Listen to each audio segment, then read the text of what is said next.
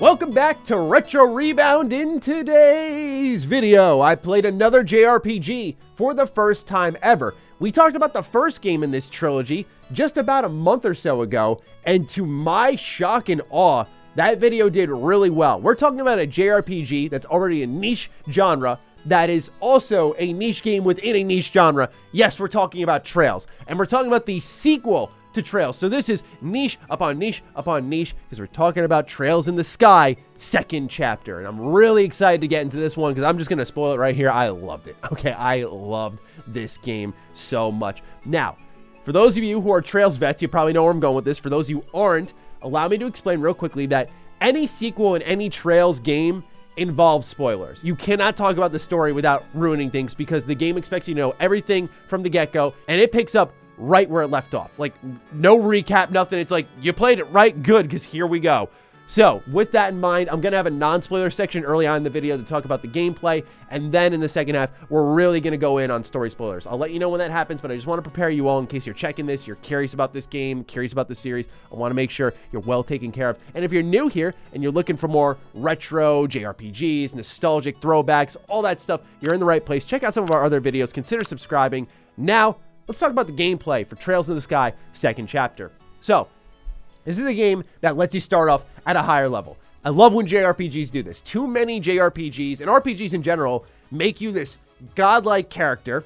You reach level 99, it's the end game, they make a sequel, and you're level 1, you don't know what you're doing again. I don't know why. I get you gamify some things, but Trails respects the progression of its characters. It makes sense that in the beginning of Trails in the Sky, first chapter, that you don't know what you're doing. You're new to all of this, so you don't have many skills. You are level 1.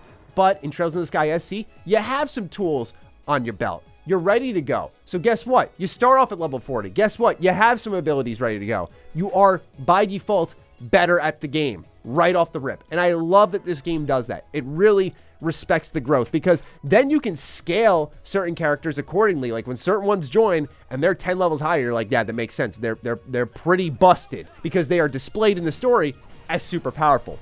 Talking about certain characters we'll get into later on. But I love that they start you up at a higher level. And I also love that they amended one of my biggest complaints with Trails in the Sky first chapter. So I love the whole adventure of Estelle and Joshua. They're bonding the whole way through, learning about the world. It's a whole journey about lore. But unfortunately, it came at the cost of some gameplay scenarios, feeling like they were balanced for 4 players in the party, but there were typically only 2, with just being Estelle and Joshua as the mainstays, as everyone came and left, and it forced you to use certain party members. I know this is going to be slanderous. I know some of you won't like this, but like when you put Tita in my party, I was like, oh God, no. I like Tita as a character, but no. She just dies way too quickly, man. No. But now that's not a problem because right off the bat, they're like, here are 4 party members after the opening hours. It's you and Annalise, but then they're like, here's 4 party members. We got you covered. Don't worry. And that doesn't change. You always have 4 party members. Sometimes you gotta swap certain ones out. Certain ones are mandatory. That's fine. Just give me 4 party members. That's so important in RPG. So I love to see that they did that. Let's also talk about playable characters. Josette is in the house. I know, right? I'm probably just trashing my Trails reputation as we speak because I slander Tita and then I'm like, Josette though. But yeah, I love the Capua family and Josette. I don't know why. I just stand for her so hard. I'm like, yo, she's awesome. I love the banter between her and Estelle, and I was so excited to see Josette join the party. I tried my best to make her busted. I invested everything I had in her to make it work, but there are just certain characters that we'll talk about later on that are way better in combat that I'd be just dumb to not use them instead of Josette. I mean, I just, as much as I tried to let my love persevere for this character, like I was just like, oh, you're so cool. I love the gun you got. You're just very to the point. I love everything about her character, but I can't use you. You're not good enough right now. So hopefully this means that in the future, Josette will be top tier. Speaking of top tier, that soundtrack, my God, my ears were treated so well by this game. Thank you, Falcom. Oh my gosh. GOAT status, obstructive existence, the continuation of a dream, floating city, liber arc, aiming for the future. There are so many in here. Of course, reused ones like Seaport City of Ruan. Like, there are so many top tier tracks in this game. I grind this soundtrack a disgusting amount. Like, it's my new persona. Like, I'm listening to it when I'm working out. It doesn't matter. I'm listening to Trails in the Sky. It's gross, but this soundtrack is too good to ignore. Now, on that note, let's talk a little bit about gameplay systems. This is the most significant change I could really think of, which is the upgrading of the quartz system. So you already had that in the first game, where you'd be able to have these quartz that would slot into your orbment, and these would effectively be your abilities. But now you can upgrade those slots in a way that will increase the EP, aka your mana, but also they'll allow the usage of certain quartz. So some will be walled off unless you have like level 3 in a blue slot, and then you can use that quartz. So builds are a little more deep and diversified in this game, and I appreciated that. What I think people won't appreciate much unless you're really into the story, there are a lot of reused assets. This game does not make until the end of the game many new sites appear in front of you. So you will see a lot of familiar things from Trails in the Sky first chapter in second chapter. That may frustrate some. It kind of annoyed me, but once you get to the end of the game, you see where like a lot of the budget went to outside of writing. But I can't restrain myself any longer. It's time to talk story spoilers. So if you plan on playing Sky SC, you're new here and you're like, oh, this sounds interesting. Sorry, you gotta go. As much as I want you to say, go watch the first chapter video where we don't spoil anything. I tried to restrain myself in that video. It was very tough. But now it's time to talk about second chapter in spoiler fashion. Okay, to talk about that, we gotta talk about the ending of the first game. Here we go. So Joshua just pieces out, kisses Estelle. I'm not crazy about this romantic relationship that developed here. I'm going to be honest. I know a lot of people really dig what they have there, but for me, they were brother and sister for way too long in the first game to suddenly be making out by the end of the game. But yeah, Joshua finds out he is a member of Ouroboros. He was built to kill, and he says, "Moi, goodbye, Estelle. I'm off to take out Ouroboros," and he pieces out. The game ends. You're like, wow, that was some kind of ending. You know, you find out Weissman is the main villain, which I called, by the way, right off the go. This man just appearing everywhere. Look, I'll just say this. I played Cold Steel. I'm seasoned in detecting when if the villain's a little too close. And that's the best kind of villain. The one that's there next to you. And that's what Trails in the Sky, I think I like so much about it. Because one of the main villains who's a member of Ouroboros is Love. I love this guy so much. He has these moments like, for example, when he approaches Agate and Tita when they're at the grave, and he's so badass that he's like, look, you can try to kill me right now, Agate, but I know you can't do this. So let's not do this. And he pays respect to the fallen. And it's this moment of humanizing this villain character where you know, like, this guy's not too bad. And you find out he's really a part of Ouroboros for his own personal test. That something for him had to be worth it, right? This whole thing he went through, which is, of course, what happened in Hamel, had to be worth it for him. And that made him such a good villain character. Easily one of my favorite characters leaving this game. But let's rewind the clock a little bit, right? I was talking about Estelle and Joshua. I was talking about Ouroboros. So finally, after a chunk of the game, Estelle finds Joshua. And what is one of the more emotional moments in a JRPG? Because the whole game, they're believing in Estelle, like, you're going to find him. But what are you going to say when you find him? And I like how they really ground Estelle as a character. And they say, I don't know, but I just know the words will come to me. And I thought to myself, I like that. It's not too preachy. It's just, she's going to talk to him because she knows him best. And when she starts to make Joshua cry, I was like, oh God, here they come. Here come the tears. I didn't cry, but I was watering up because I was like, man, she really cares for him. She really cares for him. And she understands him. And he cares for her too. And you see that's where their relationship blossoms. Again, I like them as friends. I'm not crazy about the romance side of things. I don't know if that's a common thing amongst the community, but again, for me, I got to reiterate it. I just think they were too much of family for way too long to suddenly be dating. But I digress. Their connection is strong, certainly. And I know that they end up not really being family. We know that's why they're dating, but I can't get down with that stuff. Sorry. Maybe that's a hot take. I don't know. But anyway, that reuniting of those two was good. So then let's talk about Ouroboros. It takes a while for this game to heat up. It's a bit of a slow start. I was expecting some Cold Steel 2 energy where it's like, hey, stuff's popped off. Let's go. Let's go.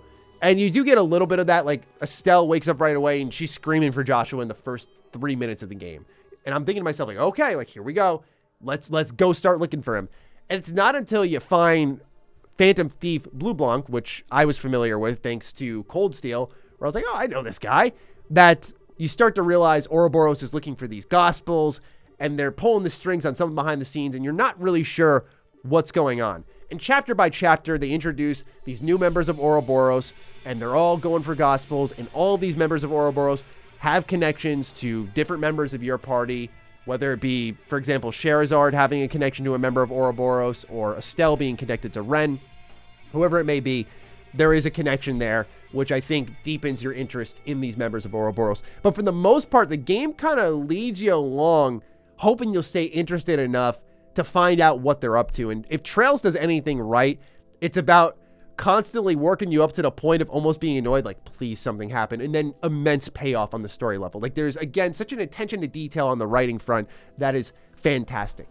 So Ouroboros continues to take all of these different gospels, and the reason they're doing this is because they're trying to find Liberark, which is this ancient Zemurian society, and effectively people had lived here for many years before moving to the lands below, known as Liberl. And I thought this was interesting because, to me, it again highlights, I say it all the time, how ahead of the pack Trails is as a written story and some of its locations, where so many ideas that are based and honestly founded in Trails are found in so many other games, like the floating city in the sky, the Utopia, BioShock Infinite, anybody.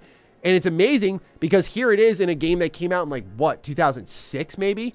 Crazy to think about. So anyway, not only do the party, but also Ouroboros arrive in the Liberark, and they have this thing at the center of the Liberark called the Oriole, which is capable of granting wishes of all its inhabitants through these very gospels that Ouroboros has been finding. So you go through this boss gauntlet, and eventually you get to the end here, where you have so many moments of payoff, right? So many. Like, Ren and Estelle is one that immediately comes to mind, right? So earlier in the game, Ren's all sweet and nice to you. When I saw her, immediately the eyes to me, once you knew that Joshua was a member of Ouroboros, and I saw his eyes, and I saw Estelle had the same eyes, and I saw Weissman had the same eyes, I was like, oh, okay. Yeah, that woman is not good. And so you find out she's a villain, and Estelle really cares for Ren, and she really is trying to convert her, and she's getting through to her slightly, and right at the end of the game, you can see she's having a small breakthrough, and as Ren leaves, she's effectively saying something along the lines, if I remember correctly, of like, you better win this. Kind of cheering her on, but being annoyed and conflicted because she's young. And Estelle is very adamant this whole game about saving people in not a cliche way, right? You look at Joshua, there's love there. You look at Ren, there's love there. So Estelle is just overall phenomenal protagonist. But again, in the Liberark is where everything just comes together, right? You find out why Ouroboros is here, why they're doing all these things, why they were at all these towers, lowering the second barrier to Liberark. It's like, okay, now it's starting to make sense. It's starting to all come together here. And then, of course, in Liberark, there is the Joshua Love moment, where you start to learn about what was happening in Hamhill, what truly happened, Joshua's first kill of many, and the death of Joshua's sister, the promise Love made to her, and how these two have come together. They finally duke it out. Joshua wins in a moment that was really powerful, and they hug. And right there is where I'm like, yo, Love is the man. I love this guy. Join the squad, man. Join the party. I know Trails, like, we'll see you in Trails 3, right? Like, come on, join the party. And he dies. Oh, he dies. No. Why did he have to die? I don't know. But Trails is good at this, right? They make you care about a character, and they have no problem pulling them out of the story. And it hurts, but it deepens your love for them. I think if there's any underused tool in game writing, it's death. Like, death is one of the most powerful motivators for love. Death sucks in real life, and death does suck in games too. But at least in video games, when you lose a character, you're like, man, that impact is real, because you know no longer will you see them again, right? And again, as a Trails vet, to some extent, I shouldn't call myself a vet, but as someone who's played Cold Steel, it's like, I'm accustomed to a death or two. Yeah, sure. No, but perhaps my favorite death in them all, the one that I did not see coming whatsoever. Oh my God. Father Kevin showing up, and for the first time in the game, his portrait is him scowling, anger, and he kills Weissman right there. And knowing that Father Kevin is the main character you play as in Trails in the Sky the Third, I was like, yo, okay. I like this guy. You know, the whole game, it's kind of funny. He's this dude who apparently works for a church, but he's hitting on Estelle. He's hitting on girls all game. And I'm like, all right, that's different. Certainly not what you'd expect from a churchgoer, maybe, but it's also possibly a play on religious people. I don't know, right? I'm a first timer here. But then he kills them and you're like, oh, your faction is something entirely different.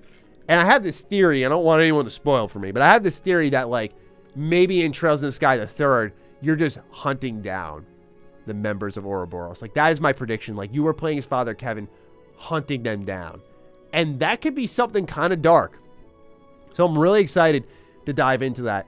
But there are just so many revelations. And then once the game ends and you see Estelle and Joshua at Hamel, and Estelle's meeting Joshua's sister for the first time. I put meeting in quotes because they're visiting her gravesite.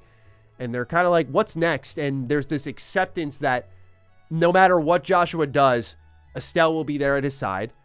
And that she is talented enough to handle that. I really like how it all wrapped up. It was such a great two-part story. You know, the first part with the first chapter, I mean, was really slow. And it wasn't even until the end that I had a moment where I was like, okay, like, this is kind of cool. I still walked away liking it. But the second game, you know, I walked away and I've had a lot of time to think about it. And I was like, you know, this is definitely one of my favorite JRPGs. Like, it's flawed in some respects. Like, it's definitely a little too slow for my taste. But when things start to come together, it really respects the person who put the time in to play the game. And it makes it worthwhile. Where I know people who are watching this, the ones who either A, don't care, and they just want to hear me, you know, praise a game, or people who have played it. But I would recommend people give this series a try if they're new to it. And they're just like, oh, this actually does sound cool. Because that personal investment is rewarded. It does ask a lot of your patience, but there is something really special here that not a lot of games are doing. And so, overall, all that payoff, all those character building moments, oh, just so great. And again, Agate. Like, Agate's 100% my favorite character walking out of these two Sky games. Like, his development is so good. I adore him as a character. So, a lot of stuff to love here on the story front. The gameplay is still excellent, mind you. Like, while you're going through all these different story sequences, like, the battles are tense, tough. You got to really think things out. And yeah, that's where I mentioned I was playing as Josette, and I was like, I can't do this anymore. When you get Father Kevin, you get Joshua in the party, you're like, okay, I can't really say no to this. Because then you got two busted characters, and you can throw Agate in there for just heavy melee damage if you really wanted to. Like, there's a ton of options. And eventually you get, I am forgetting her name right now. You also get Major... Oh, this is going to bug me so much. There's so many character names that you got to remember. Major Vander. I had to look it up. Major Vander is the character. He joins your party, and that's who replaces Agate for me. And he just hits like a freight train all game. You're like, okay, yep, 1,200 damage for a standard attack. Cool, nice. But it feels good to play. So yeah, Trails in the Sky SC, really good time. I will be playing Trails in the Sky the Third. I want to play it on my Steam Deck. I know there have been some bugs on that front, but like that's what I've been waiting for. And I'm going to make it work no matter what. I don't care. I'll watch the opening video because apparently that's what's broken on the Steam Deck. I'll watch that first on my PC, and then I'm just going to go over. I'm going to go over to Trails in the Sky the Third on my Steam Deck and just find a way. Because these games feel so made for a portable device. It's funny they started out on PC and were eventually brought to PSP, Vita, so on and so forth. But man, I would love to play this thing in bed because there's just so much reading. It's how I kind of felt about Triangle Strategy. Like, I enjoyed the reading, but when I'm hunched over my computer, like, okay, more reading and more reading and more cutscenes, it can wear you down a little bit. And, you know, I'm not going to sugarcoat that. But what's there is great, and I would love to just enjoy that greatness in bed. Maybe that's a lazy take. I don't know. But anyway, ladies and gentlemen, that's what I think about Trails in the Sky SC. Let me know what you think if you played it down below in the comments. And with that, take great care of yourselves, and I'll see you in the next Retro Rebound. Peace out.